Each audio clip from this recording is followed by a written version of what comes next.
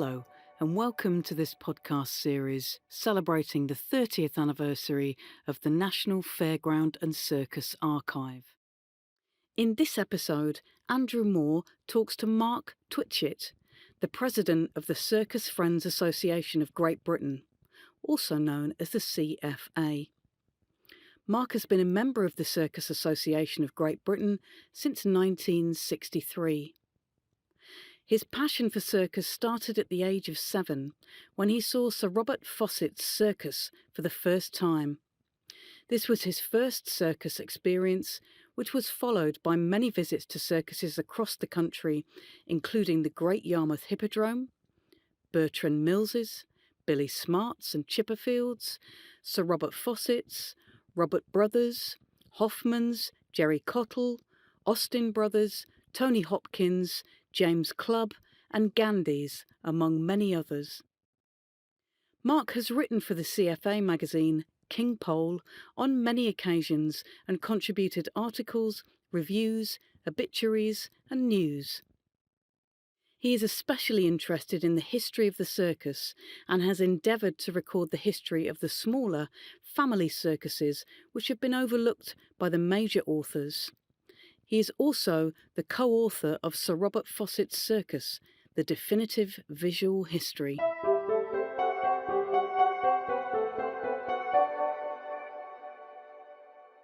Hi, Mark.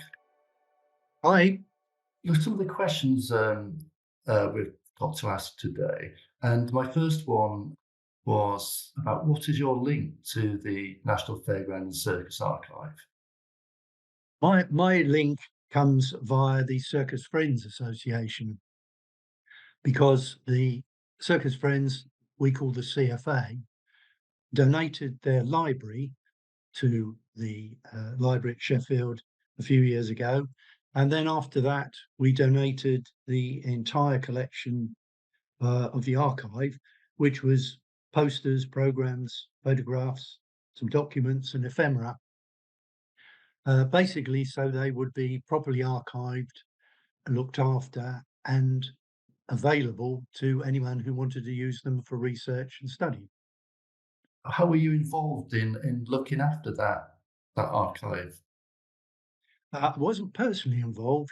We had an excellent archivist called Malcolm Clay, who looked after the archive for many years, but sadly Malcolm passed away, leaving this massive collection of material. And the Council of the Circus Friends Association had a meeting to decide what to do with it, and it was felt that the safest and most sensible place for it to go was to Sheffield.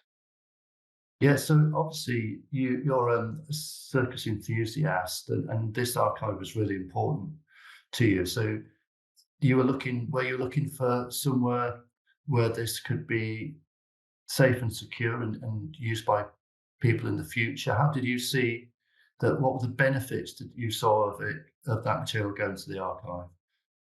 Well, first of all, it needed to be preserved and conserved professionally, which I think you'll agree when you first saw it, it hadn't been. And secondly, it needed to be accessible. And a museum is not always the most accessible place.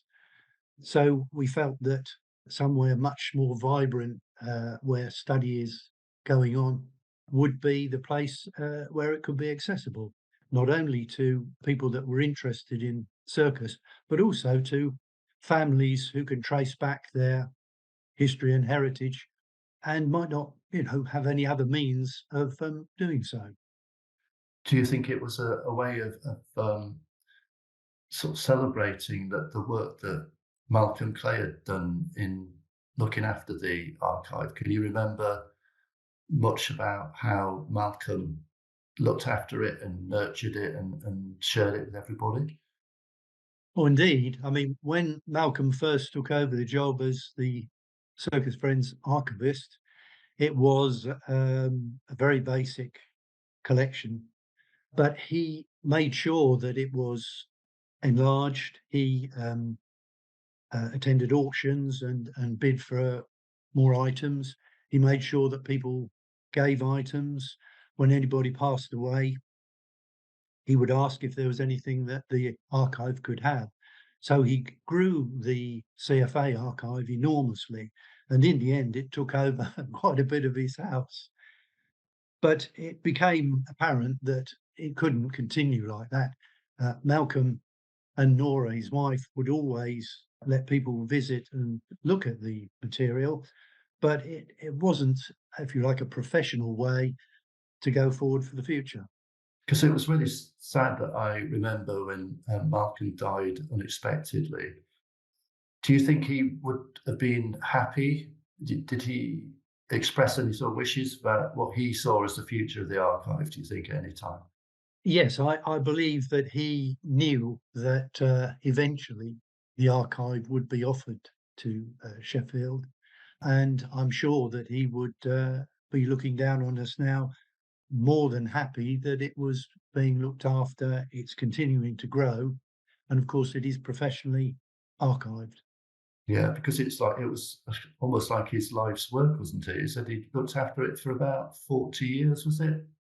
It was, he had looked after it for a long, long time, and he had amassed an enormous knowledge of circus as a result of this, because obviously if this material passes through your hands, you're looking at it and archiving it as best you can. And he had got an encyclopedic knowledge of circus as a result of it.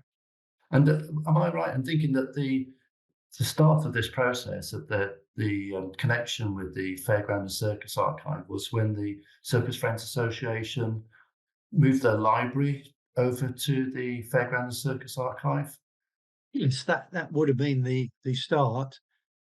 The library originally, members of the CFA could, just paying the postage both ways, borrow any book. So there was no cost to them other than the postage. But as postage increased in cost and people less and less were borrowing books, it seemed sensible to the association that it should be held somewhere. And again, the library at Sheffield seemed to be the ideal place. Yeah, because I suppose there it's open and it's available for anybody who's interested to study any aspect of circus history, whether it be family history, whether it be sort of general interest in the social history of circus and so forth, isn't it? So it's there for academic research and for general researchers for the future. That's right, yeah. So and one of the questions I've got here, which I've been formulating a little bit, is do you have any particular thoughts? I wonder if you could share your thoughts about what the Circus Friends Association archive, and also we're talking about two archives here, so it gets a bit confusing, doesn't it? Really. But let's talk about both of them, and we call them the archive because they're both part of the archive. What do they represent to you? Well, I think it's very important that there is somewhere accessible in the country where the history and heritage of circus can be researched. There's a lot online available these days, but it's not comprehensive. There does need to be a centre where all this material can be accessed. And I think that the job that you're able to do there with the space you have, which I have seen, and it is state of the art conserving, is the ideal spot. Yeah, and do you have any experience of using any of the digital archive that we are starting to share with people online? Because I know that we've talked in the past about what we call NFCA digital. So it's like photographs online relating to history and stuff like that. We've also just started to put material on what we call Discover Our Archives, which is like a listing. It's a new database. Have you any experience of using any of those ways of accessing material? I do, yes, I do indeed. I use the NFCA digital partly for pleasure because looking at some of these old photographs is very, very interesting to me. I'm particularly interested in the history of circus. and have written some booklets and articles. But I've also visited the library on a couple of occasions where you and your colleagues have been very helpful. But the more that can be put on the digital site, I think the better for people like myself, because it is so easily accessed, and there is so much material there that the more can go on, the happier we'll all be. Yeah, I mean, it's one thing we're keen to do as much as possible to get material out there so people can find it. And that's the important thing. I mean, sometimes you get restrictions about to do with copyrights, with photographs and so forth. But generally, we will always try and make a way to ensure that we can share what material we've got with people, because that's the whole point of having it, really, is to make it accessible to people, isn't it? So I can remember a couple of very interesting exhibitions you mounted, and it was fascinating to see probably just a tiny amount of what's in the archive, but to see it presented in the form of an exhibition is fascinating. And of course, it brings back memories for those of us old enough to remember some of this. And it also is fascinating for people who've never experienced it. yeah, when you say memories, there, I was interested to see like what your memories you're thinking about, what inspired you to be, your interest in circus in the first place. Well, I saw my first circus in 1958 when I was 7, and it was Sir Robert Fossett Circus, which in those days had all sorts of performing animals as well as artists. And it made such a deep impression upon me that ever since then I've been interested in the circus. And I was lucky enough over the 1950s and 60s to see what we used to call the big three. That's Bertram Mills Circus, Billy Smart's, and Chipperfield's. And I've really been a circus fan, I suppose, since about 1963 when I joined the CFA.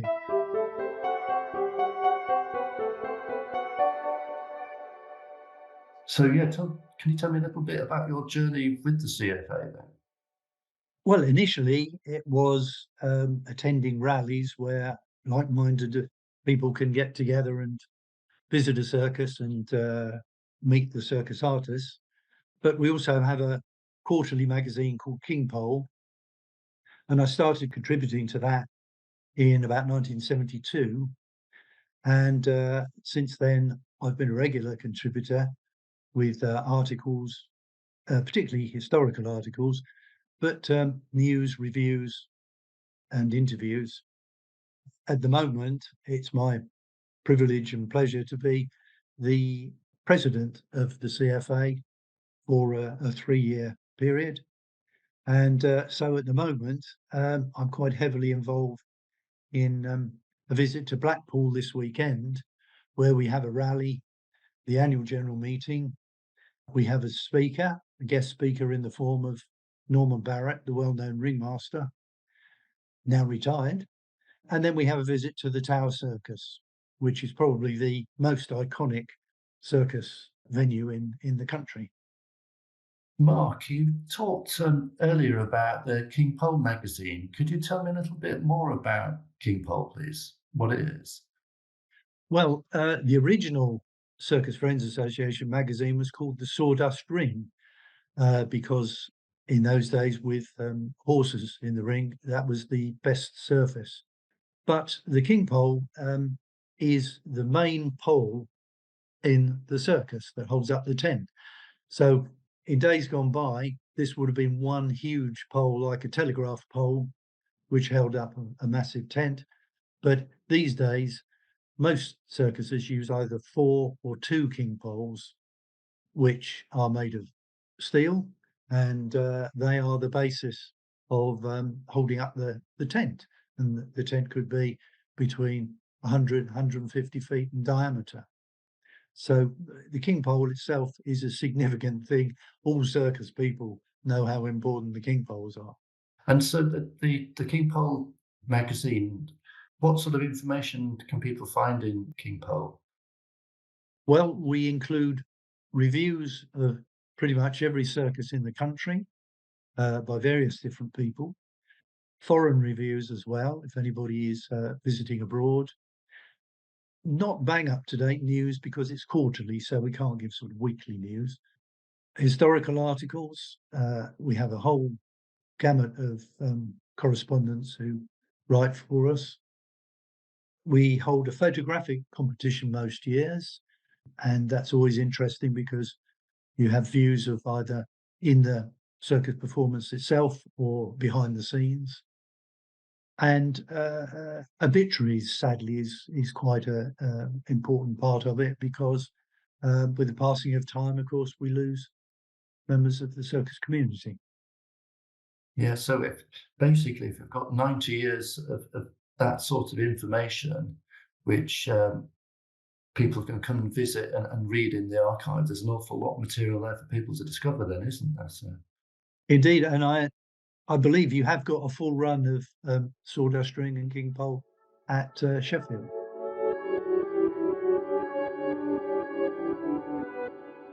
You talked earlier about the history of you've become like a circus historian, really, haven't you?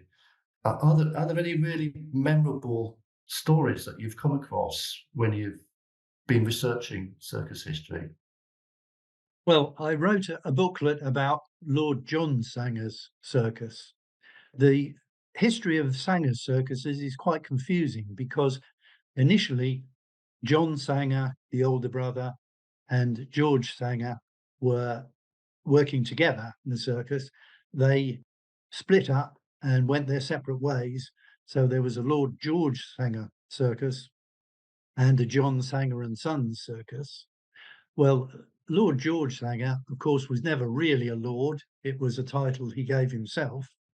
There are a couple of books about him, but I decided that I needed to write about Lord John Sanger, who was, in fact, the original John Sanger's son, which is even more confusing.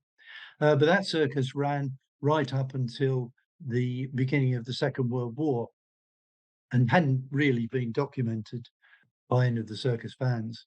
And I found it quite fascinating to look into the fact that there were still nephews, nieces, and grandchildren of the original John Sanger still alive, and was able, through the archive, to find out where I could contact them, and was able to get far more information than I would otherwise have done. But Lord George, the original, was famous really for appropriating this title of Lord George. And even when he met Queen Victoria, it's alleged that she winked when she said, "How are you, Lord George? And what animal is this, Lord George?" And afterwards, he was supposedly offered a knighthood. He said, "Well, I don't want to be demoted to a knight because if Queen Victoria calls me Lord George, I'll stay as Lord George." Yeah, it's just I think there's so much to be discovered there, isn't there, in the collection still? Absolutely, yes. Yes, I mean, how do you think the archive is significant throughout society, academia, or is it also like how do you think it might be significant to the say the circus or the circus community? The circus community has been notorious over the years, and I'm sure they won't mind me saying this, for not really recording and keeping material. I suppose it's like every job. When you're involved in your job, which, as far as the travelling circus is concerned, is pretty much 24/7, you don't bother to keep anything other than a few photographs. And these family photographs are nothing different to them than family photographs to us. But when you look back, it's social history, which might otherwise not be recorded. So it's important that there is somewhere that this material can be kept. But also, I think, as a performing art form, circus has been neglected in this country compared to theatre, opera, and ballet. And it's so important to like-minded friends that the archive has got all this circus material available.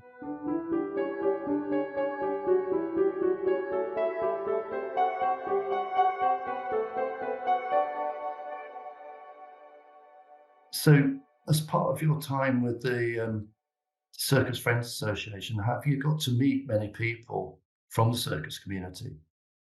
Yes, oh, indeed. I can sort of list off all sorts of people that from circus proprietors, directors, backroom people, artists, performers who I've got to know and become good friends with, who do appreciate what the Circus Friends Association does, particularly with its magazine King Pole, but also the knowledge that the archive is there at Sheffield and they can research some of their own family as well. Because I can remember on a couple of occasions that I've actually personally met people, like some of the people from circus community myself, and it's wonderful what they say about the value of the circus history and their family histories and the collection being available for everybody. So talking about the collection, do you have a specific collection of, so we say, theme in the archive that it has a special impact on you, that has a significant impact on you? Well, the collection of the World's Fair, which is the used to be the weekly newspaper, I think it's now monthly and published online, which goes back to the end of the 19th century. That is fascinating because it's almost a diary of week to week information about fairgrounds and circus. So that's a very important asset. But also, it was very useful to myself because I, with a colleague, have written a book about Sir Robert Fossett's circus, which again goes back over 150 years. And the material that was available to me there is something that I'll always remember going into the files and being shown posters that go back, over 100 years. Yeah, and did you use that material, that, as you say, to research and create your publications? Yes, indeed. In fact, when the archive first moved to Sheffield, which was, I think, in 2016, it moved without any of the Sir Robert Fossett's material because I got it all here. So I was researching for the book. So it then went on a bit later to the archive. But initially, I had got all the material that Malcolm Clay had amassed and then passed it on to Sheffield. The way that you've used the collections, the archive material, can you tell me a little bit how you work with it when you're researching? What sort of processes do you use? I've been very fortunate in that I've been able to make an appointment to come up and see you and your colleagues, and you have, in anticipation, pulled out material for me that I was able to photograph and note. Also, online, there are some useful notes for the individual collections that you hold there. I can think of one, the Paulo's circus family, you have their material there, and there's a very useful introduction about them, I guess, written by Rancer. So, yes, my only problem is that Sheffield is so far away from Essex. Um, if I lived in Sheffield, I think I would be there every day. Yeah, I mean that's obviously why we want to digitize as much as we can, so we can, like, share that with people. I suppose not just in the UK but all over the world, really. Yes, that again is a marvelous benefit of modern technology. 30, 40 years ago, who would have dreamed it was possible? Yeah, and when you were talking about it there and researching sort of families in circus, I was thinking a little bit about have you ever used the John Turner database? I have indeed, yes. John Turner, who I knew slightly, we had quite a lot of correspondence between us, but I never met him. He had done a wonderful job of work going through the World's Fair, I think, basically, to amass all this information. And he published a couple of volumes with that information in, but he amassed a lot more. And I believe after he passed away, it's now available online. Yeah, well, we have it available in the reading room, and we're looking at ways of being able to share it. But essentially, it's he'd listed it on circuses, references to circuses, but also to individuals, performers as well, isn't he? I mean, one of the things I've noticed looking at it is that quite often people within circus families would they would reuse the same name. So if you've had, like you say, you talked about John Sanger earlier, and his son was also called John Sanger. So it can get quite complicated at times, but it's such an amazing collection of work, really, isn't it? And I suppose he never quite finished it, but to find out about the stories and the lives of some of those individuals. I mean, are there any stories of individuals that you've come across that have made a lasting impact on you? Well, Andrew, it's quite difficult to pick one out of so many. As you say, all the old circus families named their sons after their fathers, but this was a sort of Victorian thing anyway. I think lots of Victorian families did. The other thing, of course, in Victorian times, families were enormous, and it was nothing for particularly a circus family to have 10 or 12 children. But it was an ideal way of making sure that your business carried on, because they could all be taught various different skills. Some of the most successful shows were when the family pulled together and each individual had their own speciality. When they came unstuck, of course, is when people tended to want to do things their own way. Often they would marry, usually into another circus family, because they were often the only people that they met to any great extent, particularly if you're doing one day tenting, where you would go from town to town, from day to day. You'd build up the big top, do a couple of shows, pull down, and then move on to the next town. You didn't tend to meet many other, if you like, civilian people. When a family started to split up, that often caused the show then to lose its edge and go into decline. But then, of course, the individuals from that family will go on and have their own families, and all having been taught different skills, usually by aunts and uncles and people who came from other shows, because their parents wouldn't necessarily be able to do everything themselves. This ensured you had, quite cheaply, a really good program. One thing that fascinated me is that the way that people in the circus community travelled not just around the UK but around the world as well. Have you got any examples of interesting stories you've come across with regard to travelling in different places and different people?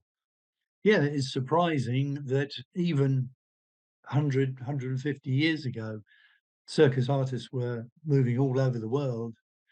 And I can think, for example, of a black performer called Ephraim Thompson, who had a group of elephants. And he came originally from America. And of course, in America, over 100 years ago, there was very poor treatment of poor black people. When he came to Europe, and he brought his no, sorry, he didn't bring his elephants. He got elephants from Hagenbecks in Germany, travelled all over Europe, and I believe even into Russia. And this is quite remarkable when you think that it was so many years ago. One thing that came across, and I don't know if you've know much about this as well, is that as well as travelling tenting circuses, that there were also some towns or cities had actual dedicated circus venues. Have you come across this story before? Yes, yeah, we've still got two dedicated circus buildings in this country. We've got the Great Yarmouth Hippodrome, which is 100% circus building. And then there's the Tower at Blackpool, which isn't the dedicated circus building, but the ground floor is circus. And of course, the Tower Ballroom is above that. and there's other facilities there. But before circuses used tents, in those days they were of course canvas tents, these days they're plastic, they would erect buildings often in the town square, and those buildings would be there for several weeks and sometimes during the winter several months. But they would only be temporary buildings with wooden walls and canvas tops.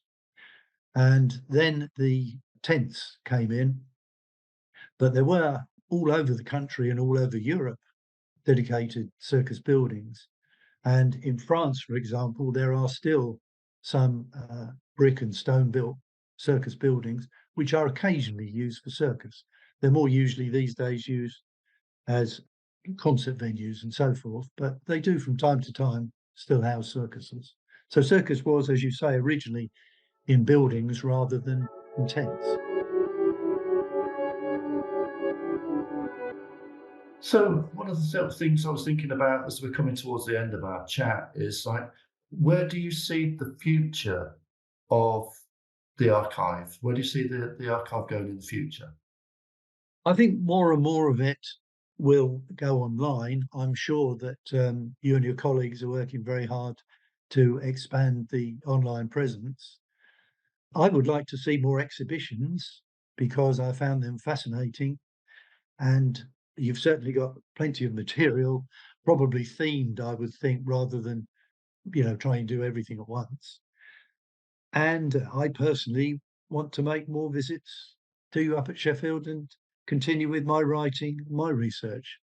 Yeah, no, that's helpful. I'd like to do more exhibitions as well. It was great fun when we worked together.